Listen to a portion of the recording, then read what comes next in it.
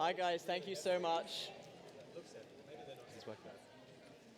Thank you so much for joining. This is obviously a huge question. I'm so glad that you're here, willing to listen about it, willing to discuss it. I'd love to hear some of your questions at the end. We've got a whole ton of questions already coming in through Pigeonhole. So through the talk, please do just be asking more questions through Pigeonhole, voting on questions, and I'll try my best at the end to discuss some of those.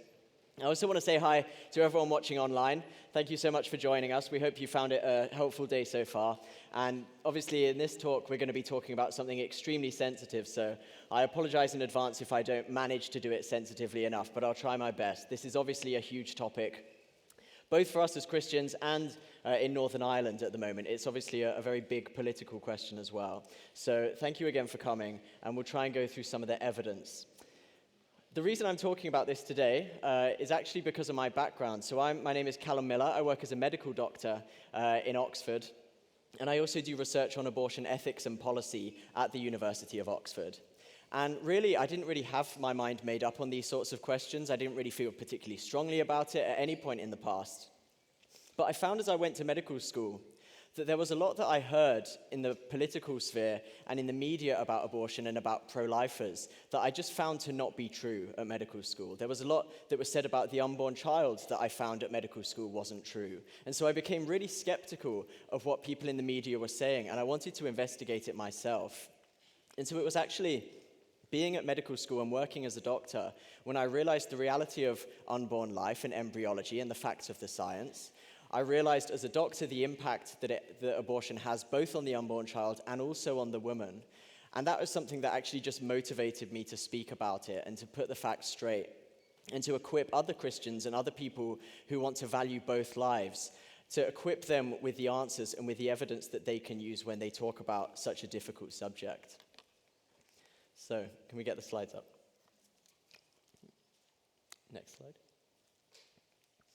So here's the framework that I want to talk about today. It's a framework that puts three things central. It says, firstly, when we talk about this topic, we need to have deep, deep compassion. There was a question already on Pigeonhole about whether we should have compassion for many women in these situations. And the answer is absolutely yes. There is no question about that. Jesus commands us, no matter what people have done, no matter what people do, no matter what people are thinking about, that Christians are called as followers of Jesus to be people of compassion and of mercy and of grace. And that is one of the most fundamental things we need to take away from this, particularly when talking about such a difficult subject. But one of the other things that we really need to talk about when it comes to this topic is the question of truth. As I said, when I went to medical school and when I worked as a doctor, I found so much of what I was told in the media, what I heard in the media, what I heard in activism, just simply wasn't true. And that the evidence that I read in journals, the evidence that I saw when I spoke to women and when I saw the reality of abortion, so much of what we're fed isn't true. And it's absolutely important on such a crucial and deep personal question, such a sensitive question of justice and of rights, that we're equipped with the facts. And that is absolutely necessary in this case. The third thing I want to say here is something, it's kind of a phrase that many of you here have maybe heard, this idea that both lives matter. So what's one of the most common things in the abortion debate, and it kind of occurs on both sides, is that you see one side say, we prioritize the woman, how can you put the fetus above the woman? The woman's rights must be first. And on the other side of the debate, sometimes we hear, you have to put the fetus first because its rights outweigh some of the woman's rights for various reasons. But actually, I don't think abortion is like that. Abortion isn't a choice between two people's rights. It isn't a choice between two people. You don't have to prioritize the woman or the child. In fact, what I found time and time again, and through looking at the evidence, looking through it from a medical perspective, I found actually, usually, in almost all cases, the rights of both are tied up together. That's what's best for one person in the situation is best for everyone in the situation. And so we should be skeptical and we should be cynical of this narrative that says you have to choose one or the other. Actually, as Christians, we should say both lives matter, that we have to protect both, and that actually women deserve better than abortion, that abortion can be an extremely traumatic affair that we don't want women to have to undergo. And so the real Christian answer is an answer of compassion that says both lives matter, and we want to offer a solution that values both lives. There's a very poignant and compelling story in the Bible in Genesis where Abraham's concubine or wife, Hagar, is sent away from Abraham's family essentially because she's had a child, and Abraham's wife, Sarah, is jealous about the child. And so they send Hagar away, and Hagar goes out into the wilderness, into the desert with this child Ishmael. And Hagar is in an awful, awful situation. Hagar says, we've run out of food, we've run out of water, the baby is going to die, I'm going to die, and I can't bear to see this baby die in front of me. It's an inevitability. This is something that will happen, and I can't bear to watch it. And so she places the baby under a bush nearby and looks away and cries. And what God says there is, he doesn't just ignore it. He doesn't just say, you have to choose one or the other. He doesn't think, this is something I should be indifferent to. God comes down to Hagar, and he says, don't be afraid. I've heard the boy crying, and I will make him into a great nation, and I will heal you both, because both of your lives matter. And that, I think, gets at the heart of what the Christian response to abortion has to be. It's a response that says, the unborn life absolutely matters and is a central justice issue of our time. And the woman's life also matters, and the woman's well-being also matters. And actually, we can have solutions which put both at the front. So when you hear people saying, you have to choose between one or the other, refuse to choose. You don't have to choose between them. Next slide. So let's talk a little bit about the reality of abortion in Great Britain. Obviously, the reality in Northern Ireland is very different, but this will give you hopefully a sense of what abortion involves in many places around the world. The statistics are that in the rest of the United Kingdom, there are about 190,000 abortions a year, and that works out to about 1 in 3 women in their lifetimes in Great Britain, in England and Wales and Scotland. And this is something that most people don't know. They're shocked to find out that it's such a common issue. And this means that when we speak to people, this is another reason for deep compassion, because most people we speak to in England and Wales and Scotland, and perhaps to some extent in Northern Ireland as well, we will almost always come across in our lives people for whom this is a deeply personal issue. And we have to recognize that and have deep compassion because of that. I won't say much more on a global scale, but I do want to say this, that on a global scale, it amounts to an absolutely enormous issue. So on a global scale, there are 50 to 60 million abortions per year. And as something that's often presented as a women's rights issue, where there's a woman's right to choose, I think actually when we look at the statistics globally, we find that abortion is one of the most powerful tools used to oppress women around the world. Next slide. And one of the examples of this is the United Nations have done a study, and they found that there are 120 or so million missing women around the world. And these women aren't missing simply because they disappear when they're not wanted. Sometimes they do. Sometimes people kill them when they're grown-up adults, or they commit domestic abuse against women. And this is obviously something as Christians we need to be passionate about. But that doesn't explain 120 million missing women who should be there around the world. And what's actually the reality is that around the rest of the globe, and even to some extent in England and Wales, because it's legal there, baby girls are aborted in the womb because they're baby girls. And sometimes in abortion, and we'll get to these cases later, sometimes abortion is used in absolutely terrible circumstances where there's such a painful decision to make and the woman really doesn't want to. But actually the reality is around the world, there are 120 million missing women simply because they are women and they were found to be girls in the womb, and so they were aborted for that reason. And this likely occurs in the UK as well, and it's legal in Great Britain. And again. Next slide again, sorry. One of the other reasons we have to be compassionate about this issue is because actually, for an issue that's framed as being about choice so much, it's so rarely a question of choice in many parts of the world. As I said, abortion globally is one of the most powerful ways men have of oppressing women, sometimes by aborting baby girls in the womb on a huge scale, sometimes by forcing women to undergo them. And this is an extremely common problem, not just in developing countries, but also in Great Britain.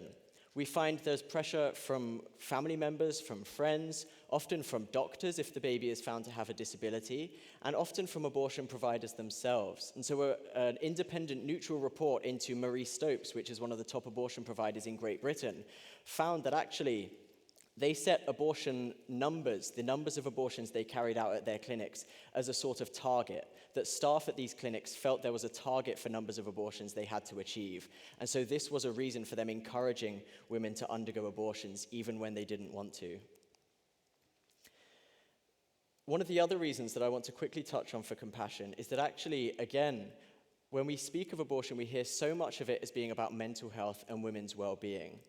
And one of the things that's least available to people in the public sphere, to people outside psychiatry and outside the medical field, is that actually when you look at the evidence on mental health, there is not a shred of evidence that abortion helps women's mental health. There are a number of huge studies done on this topic, some of them by pro-lifers, some of them by pro-choicers, some of them done by neutral people.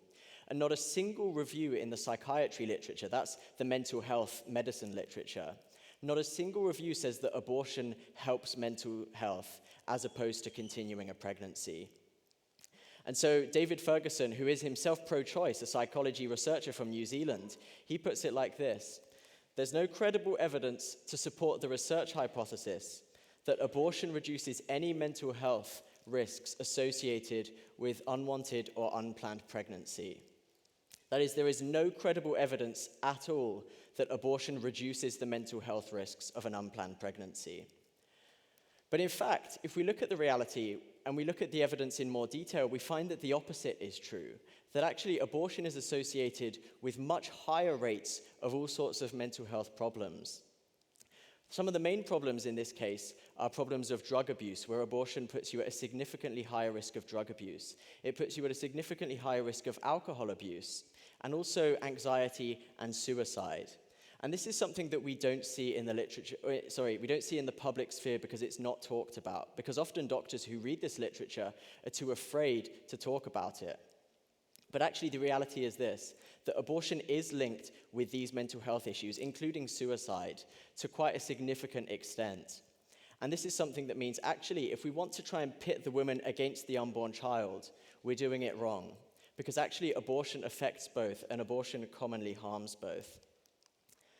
I want to show a graph now that looks at this in a bit more detail, that looks at it from a more general health angle. And what this graph shows is that if you look at the data on mortality, that is people dying, pregnancy is often presented as a situation where it puts a woman's life at risk. And certainly in some sense, that is true. If you look at pregnancy and you look at the health risks it imposes on a woman, sometimes tragically, very rarely, but nevertheless, it happens, and it's tragic when it happens. Pregnancy can lead to things that cause the mother to die. So pregnancy certainly can be dangerous. But what we don't hear in the media, and what we do see in the literature, is that actually abortion seems to be associated with a far higher risk of death than pregnancy does. And so you might not be able to see it clearly, but on the left, we have a graph for the mortality rate, that is how commonly women die, for non-pregnant women, women who never got pregnant in the first place. Amazingly and surprisingly to many researchers, pregnant women have a much lower risk of dying in that year than non-pregnant women. So in some sense, pregnancy seems to be safer for women than not being pregnant at all. But the really crucial question here is, what happens to that mortality risk if a woman has an abortion? And on the right side, we see the mortality risk in that case. The mortality risk, the risk of a woman dying from having an abortion, is significantly higher than either of the other two cases. The most dangerous state for a woman to be in terms of the risk of death within 1 year, is having had an abortion. And this is a reality that we don't see, but that I have seen in my practice. And it's one that is kept quiet. So again, this story I told earlier about both lives mattering, we don't have to pick or choose. We don't have to say the baby's life matters or the woman's life matters.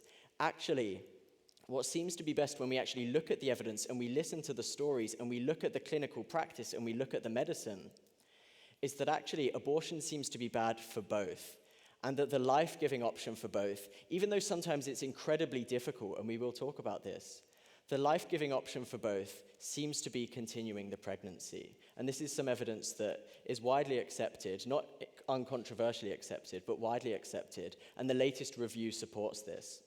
And I think it's immensely important. So let me say a little bit more about the reality of abortion in Great Britain more generally, just to give you a sense of why abortion occurs, on what grounds it occurs, how many of them occur in certain cases.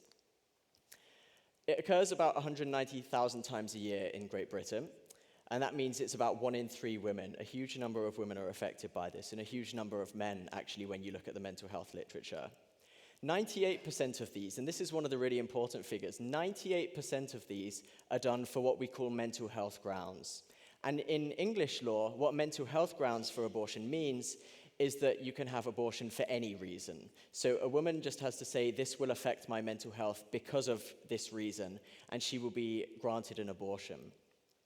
Now that seems reasonable enough when we think about mental health in isolation, but actually the reality of how this law works in Great Britain is that even sex-selective abortion, that is, aborting a baby girl because it's a baby girl, becomes legal under this, because the English law effectively says, in some cases, having a baby girl can be such a risk to the mental health of the parents or the family that you're allowed to have an abortion on those grounds. It says having a baby girl, specifically because it's a baby girl, is a mental health risk that justifies abortion. And so this is obviously not the main reason for abortion, but it shows how widely this clause is interpreted, that actually when people talk about abortion for mental health reasons, the reality of it essentially means abortion on demand. And that is something that most of us are slightly more hesitant about thinking is okay. That's 98%, the overwhelming majority. Now, there are 2% that are performed for what is called in law serious fetal abnormalities. And in some cases, some of these are very serious, things like anencephaly, where the baby will be born missing a huge part of its brain and missing a huge part of its head, and in most cases would be unlikely to survive for more than a few hours or a few days. But actually, again, if we look at how this has been interpreted in Great Britain, serious abnormality can mean anything from anencephaly, that very serious condition, to cleft palate, which is surgically correctable and has no other health problems at all. In fact, if you look at this 2% of abortions on these grounds, a quarter of those abortions are performed because the child has been found in the womb to have Down syndrome. Now, I think most of us probably have come across people with Down syndrome, most of us maybe even friends with people with Down syndrome. In England, that is much less common, because in England, about 90% of babies diagnosed with Down syndrome in the womb are aborted in the womb. And so actually it's much more difficult for that community to be respected because we have this law in England that allows abortion for that reason, because it says people with Down syndrome don't have lives worth living. And that is the reality, again, of what the abortion legislation in England has given. I should say just about a couple of other very rare cases, that in terms of late-term abortions after about 20 weeks, and we'll see a video of a 20-week baby in the womb a bit later, that there are about 3,000 after this point, and most of those are for what are called mental health reasons. So late abortion, although it's a small proportion of overall abortions, nevertheless, it is a large number. It's 3,000 a year. And the number used to save the life of a woman is far less than that. It's at most 100 a year, so a tiny, tiny percentage. Now, I want to give you some resources here before we get on to questions, which we'll do shortly. I want to give you some resources to talk about how we can defend the pro-life position. How can it be that Christians say you can't have this choice, or it's not your body in some cases? Christians are often seen as coming across that way, often seen as coming across very heartlessly. But actually, I don't think that is fair to what the pro-life and the Christian position says, which says that both lives matter equally, and that we will do our best to respect and protect both lives. But why should we protect unborn life in the first place? Why is this something that Christianity says? Well, here's one starting point that you can use with friends. One starting point says this: pretty much everyone, even in England, where we're very pro-choice and we have an extremely pro-choice radical law, one of the most radical in the world.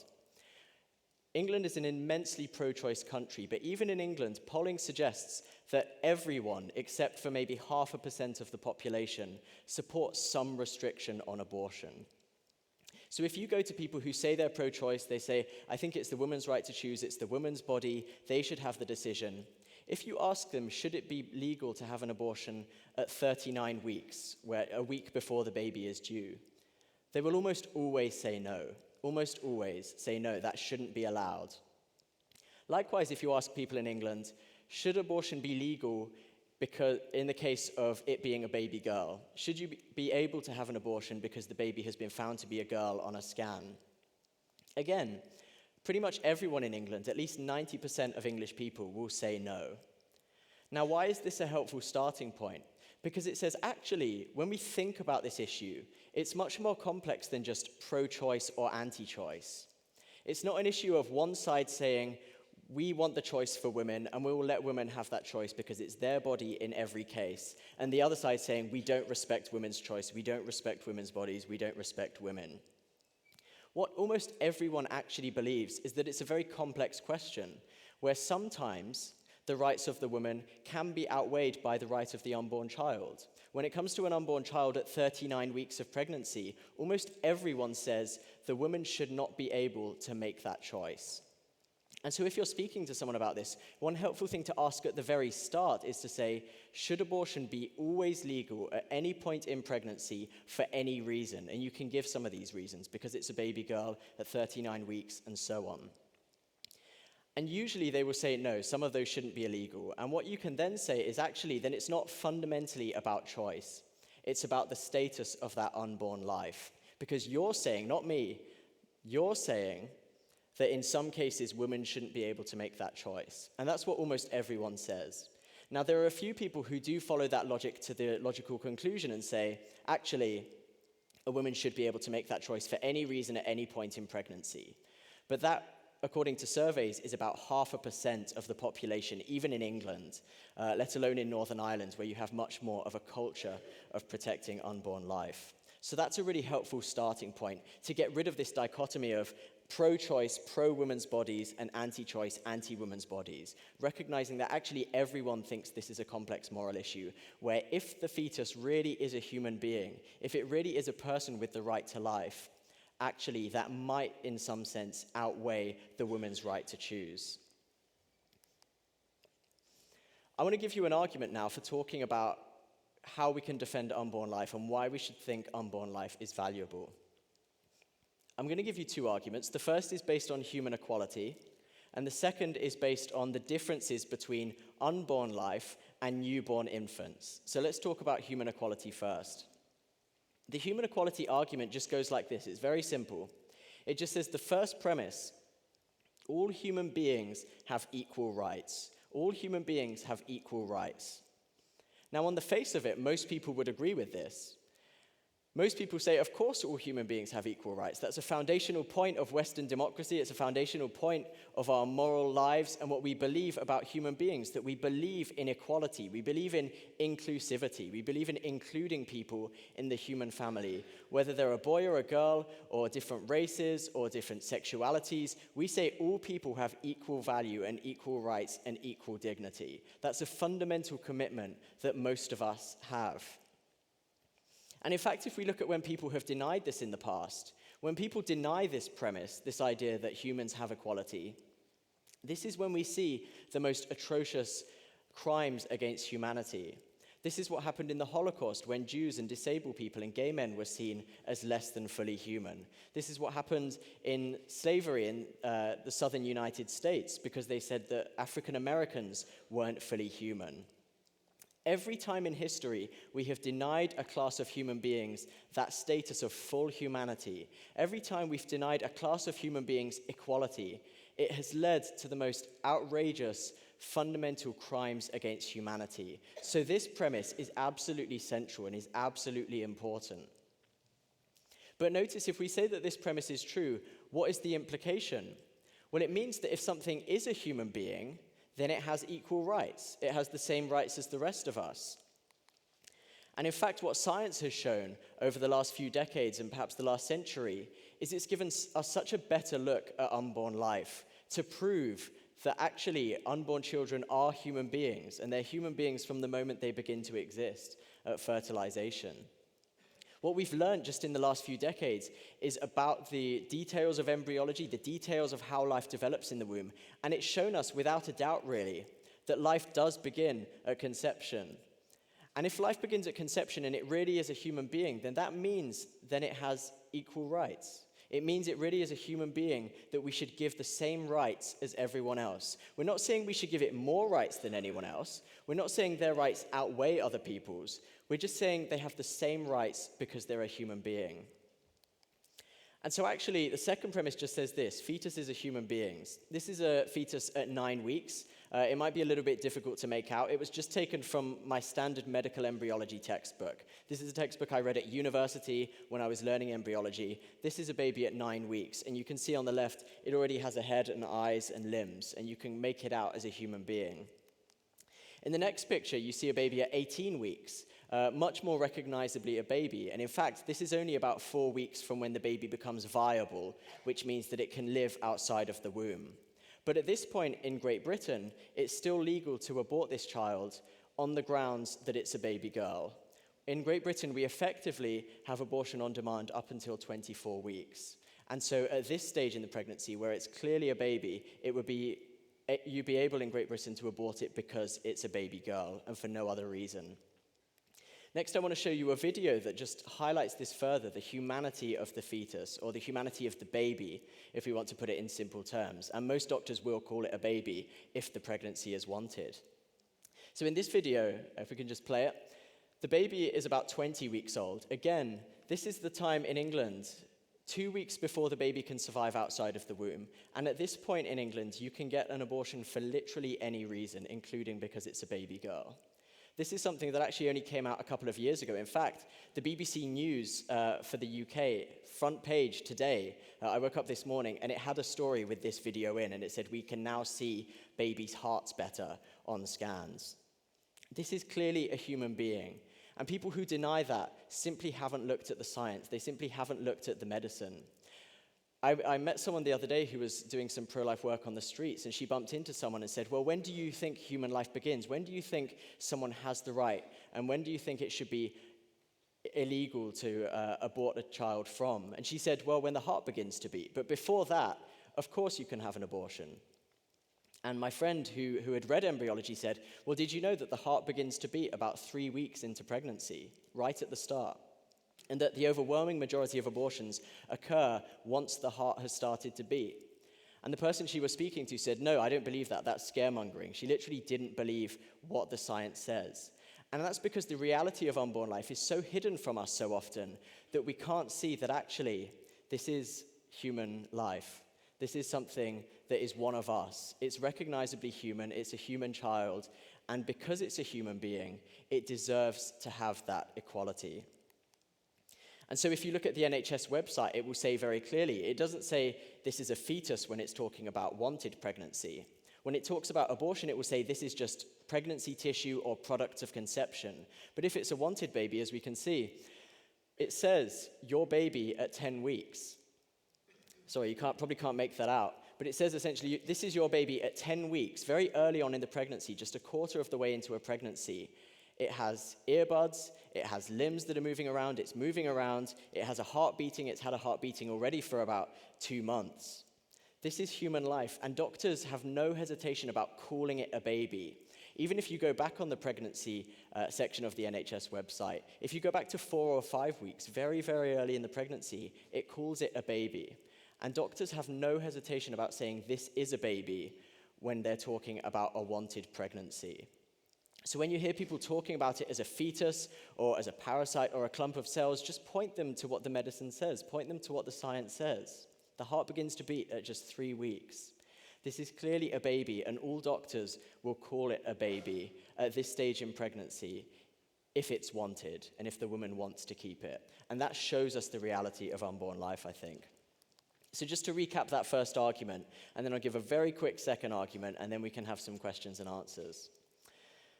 All human beings have equal rights. This is a foundational moral principle that we all hold to, and it's one that feminists hold to more strongly, in fact, than most of us. Human equality is foundational to our moral thinking, but yet the science has shown, without a doubt, that fetuses and unborn children are human beings, and therefore it follows that they have equal rights to the rest of us, which includes the right to life.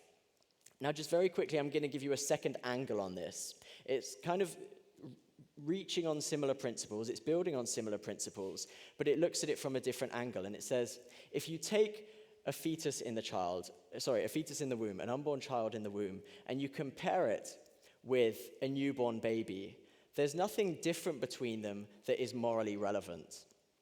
And so the first premise says, if newborns and fetuses are morally the same, if the differences between them don't matter from a moral perspective, then they have the same rights. But then the second premise just says this: newborns and fetuses are morally the same. Because if you look at the differences between them, it's a difference in size, it's a difference in level of development, it's a difference in the environment they're in, and it's a difference in how dependent they are on someone else. But when we think, and this makes a helpful acronym, SLED, but if we think about morality, when people are more dependent than others, when they're smaller than others, when they're in a different place, or whether they are less developed, we don't say that they have less rights. We say, actually, people have the same rights no matter where they are, no matter how big they are, no matter how dependent they are. They fundamentally have the same foundational human rights. And so the only differences between newborn infants and unborn infants are these things, which don't matter morally. So they should have the same rights. But this gives us an argument that says, actually, because there's no morally relevant difference between them, and because if there's no morally relevant difference between them, they have the same rights. Therefore, they have the same rights. And most philosophers actually agree with this. And so the real disagreement in academic philosophy says, actually, if abortion is okay, and if the fetus doesn't have a right to life, then likewise newborn infants don't. And so we see in academic philosophy, most people follow this line of reasoning, but they either say both abortion and killing a newborn baby are wrong, or they say both abortion and killing a newborn baby are okay, and so they support the idea of killing a newborn baby. But it's very rare in philosophy to have a middle position between these, because philosophers recognize that there's no significant difference between unborn human life and born human life. And so they say, actually, you have to pick one of these positions. Both of these positions can be seen as extreme, but they seem to be the only plausible ones. Now, having given you some of that equipment to talk about this, and perhaps some of you might disagree, perhaps many of you disagree, I'd love to be able to try and help answer some of your questions, to defend some of what I've said, to talk about hard cases, and I'm sure some of those will come up. But I'm going to invite Amy up again, just so that we can have a little question and answer session to talk about these difficult cases. Brilliant. Can we thank Calum as we bring the chairs on? Thank you so much, Calum. I know you've got absolutely masses to say about this. It's really hard to do the talking bit in 20 minutes. And actually, you guys have put in some phenomenal questions. And the first question, I think, probably that will spring to mind for most people, myself included, is this question. What's your view on whether it's sinful for a child to have an abortion if she became pregnant as a result of a rape? Yeah, so this is obviously an immensely popular question. It's an immensely difficult question in many ways. And I think because it's so personal, it can be one that's difficult to just answer in a public audience. It's a difficult question to answer in general terms. And that's kind of what we're asked to do as people who believe that unborn life should be protected. We're told to say, actually, you need to just make a blanket claim and you need to ignore, essentially, the personal stories of women. And actually, what I think has been done here is quite clever, because it kind of gets pro-lifers to look like they're ignoring these immensely difficult questions. I saw on Pigeonhole, one of the questions was about whether pro-lifers or Christians should have compassion towards women in this situation. And the answer is absolutely yes. And if our response is anything other than compassion, it can be more than just compassion, but it has to have compassion. And if we don't have that, then we're not doing it right. And so Paul, in his letter to the Corinthians, talks about love, and he says, if I have not love, no matter how well I speak, no matter how well I do anything else, no matter how true the things I'm saying are, if I don't have love, then I'm no better than a clanging gong or a crashing cymbal. And so even if we're right, Paul says without love, without compassion, it means absolutely nothing. And that has to be central to our answer as Christians. Now, I want to put up this slide that talks a little bit about this difficult question of women who have been put in this awful, awful situation. And I said the first thing we need to talk about is how personal it is. But what that means is, actually, most of this debate is not personal at all. When you look at this debate in the media, on the news, in forums, in school, or whatever, it talks in very general terms. What about the woman who is a victim of this? And actually what we don't hear very much from is women who have gone through that horrid experience and who have chosen either abortion or who have chosen to continue the pregnancy. And one of the things that most people don't know, in fact, is that most women who have been sexually assaulted, who have become pregnant as a result of rape, decide to keep the baby. And we're often fed this narrative that if someone has gone through this horrendous experience, the obvious answer is to have an abortion to help deal with that. But actually, the statistics don't bear that out at all. If you look at the statistics, we see women who go through this usually choose to keep the baby. Now, what people often think, again, is there's kind of an assumption that abortion will heal some of that harm, and an assumption that an abortion will make the mental health better, that it will help restore the woman. And when you look at the studies, there's a wonderful book by David Reardon, who surveys about 200 women who have become pregnant as a result of rape. He finds that actually, out of the women who chose to keep the child, not a single one regretted it.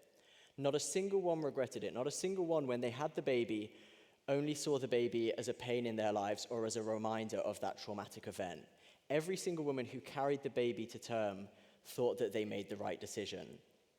But by contrast, almost all the women who had an abortion after that case in his study actually did regret it. They say, I wish I didn't do this, and I would encourage women to not do this again. 90% of the women said they would encourage women who had been through that to have the baby. And I talked earlier about the mental health side of things, that there's this assumption that women's mental health will be improved by having an abortion. And looking at the literature on this particular question, and more generally, just shows very clearly abortion, whether it's the result of a terrible sexual assault or not, abortion doesn't improve mental health, and it doesn't restore people. And in fact, if you ask people who have had a baby in these circumstances, they say the only thing that brought me meaning was the fact that I had this baby. The baby was the only thing that made what I have been through tolerable. It's the only thing that made me able to cope with it.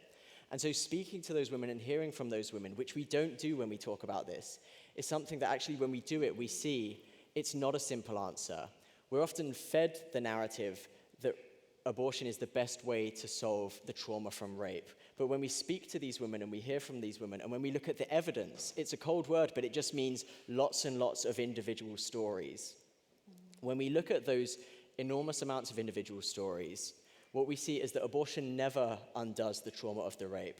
That is something that we have to respond to with love and compassion and psychological work to help women cope with that. But abortion never helps people cope with that. But actually, having the child often, very often, helps people cope with that. There's much more that could be said, but I'll leave it there for now. Callum, one of the things I often hear is, if abortion wasn't legal, then there would be way more backstreet abortions, and that's much worse for everyone, so we should just legalize it to kind of protect people's health. What would you say to that? Yeah, and that's obviously a really important question when it comes up in political context, because a lot of people will say, well, I am pro-life and I think abortion is a bad thing, but I just think when it's illegal, it will be even more dangerous and it will be even worse. Now, what we have to do again here, although it can seem a very kind of insensitive and it comes across as kind of just looking at the evidence, as I say, evidence is just individual stories, lots and lots of individual stories. And when we look at those stories, we see that actually people before legalization of abortion in the US and the UK said that they happened, that deaths from illegal abortions happened at a rate of about 5,000 to 10,000 women a year, a huge number of women. But actually, one of the leaders of that pro-choice movement later became pro-life, and he admitted that when he said that, he had completely invented it. He said, when we said that there were 5,000 to 10,000 deaths from illegal abortions every year, we completely invented it. And if you look at the statistics in the US and the UK, in 1972, before abortion was legal there were about 20 deaths from backstreet abortions per year. Still 20 too many, and 20 tragic, tragic occurrences that should never have happened. But it's so far from this narrative of an enormous amount occurring. And in particular, when we look in the last 40 and 50 years, the number of deaths that would occur from illegal backstreet abortions now is absolutely tiny. At most, I would guess it's probably one a year, an absolutely tiny number. Now, as I say, that one a year is still important. That one a year is something that we have to respond to with grief and with compassion and with love. But when we look at the other side, what does legal abortion do? When we look at legal abortion, we see the abortion rates go absolutely enormous. They multiply by several times in every country when abortion is legalized. And so it takes thousands and thousands of unborn lives every year. In Great Britain, 190,000 lives every year. On top of that, it gives women actually an experience which doesn't heal them from any harm that they've sustained. It's something that actually is often deeply traumatic for women, and that, as we've seen the evidence shows, increases the number of suicides, increases the risk of death. And so I don't think the right response to about one death a year, perhaps, from illegal abortions is to make them legal.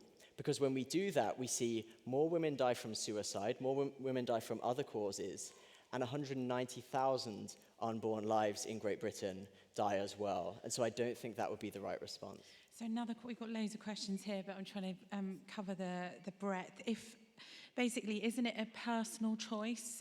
Why would Christians or should Christians dictate whether someone can have an abortion or not? Isn't it in the realm of the personal? Yeah, this is a great question and a really common one. I'm going to try and do it quickly, so maybe we can get another question in. When we talk about choice, we often hear abortion as an issue of choice and an issue of women's choice. Now, firstly, I don't think it's that simple, because if it's really about choice, what about the unborn child's choice? Shouldn't we allow them to have a choice whether to live or to die when they grow up? Normally, when people aren't allowed to make that choice for themselves because they might be unconscious or they might have a mental condition that doesn't let them choose, we don't just make decisions for them and, in many cases, kill them. We don't do that. We say we're going to try and wait for them to get the choice again by treating their condition, by getting them out of their unconscious state so that they can make the choice. And so even if it is fundamentally about choice, we should think about the unborn child's choice. And surely that choice is immensely as important, just as important. The other thing to say about choice is that actually choices are only okay when they don't hurt other people.